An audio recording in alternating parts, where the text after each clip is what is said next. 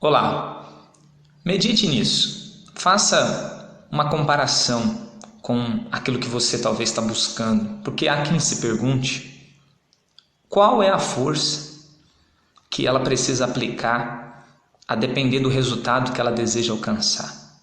Muita gente se questiona sobre isso. Afinal de contas, qual é a força que eu preciso aplicar para o resultado que eu desejo alcançar?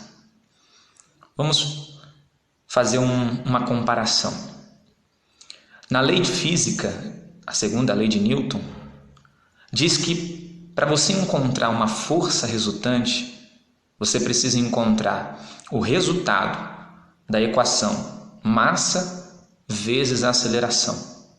Ou seja, um corpo tem um peso e esse corpo movimentou-se de um lugar para o outro em um período de tempo. A aceleração é você identificar em quanto tempo aquele corpo se moveu de um lado para o outro, de um lugar para o outro. Então você identificando a aceleração, sabendo o peso da massa, você vai multiplicar, vai encontrar um resultado e esse resultado será a força resultante, ou seja, a força que foi aplicada para esse movimento. E o que eu quero dizer com isso? Se existe uma fórmula, isso é uma fórmula, para identificar a força física de um movimento, então também existe uma fórmula para você saber qual é a força que você precisa aplicar para os resultados que você deseja alcançar. É simples que todo mundo entenda e compreenda que quanto maior a força, maior o resultado. É simples nesse termo. Mas ainda tem gente que quer saber exatamente qual é a força que deve ser aplicada, o que é que ela tem que fazer para alcançar o resultado que ela precisa. Então vamos usar essa fórmula da segunda lei de Newton como um exemplo do que nós temos que fazer na prática.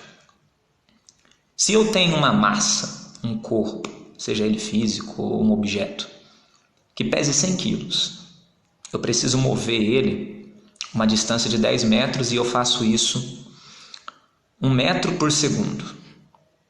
Eu consigo fazer esse movimento 1 metro por segundo. Então eu tenho a aceleração 1 metro por segundo, tenho o peso da massa, 100 quilos, e eu multiplico. 100 vezes 1, todo mundo já sabe, é 100. Então força é igual a 100 newtons, que é a medida internacional usada para a força resultante nessa equação. Então, pronto, eu fiz uma fórmula e identifiquei qual é a força precisa, a força resultante. Agora faça isso com a sua vida. Qual é o peso do problema que você precisa tirar da sua vida? Qual é o peso, qual é a massa, né? O peso dessa situação que você precisa resolver? Talvez você está assistindo esse vídeo agora e você diz assim, poxa, o problema que eu estou enfrentando é pesado, hein?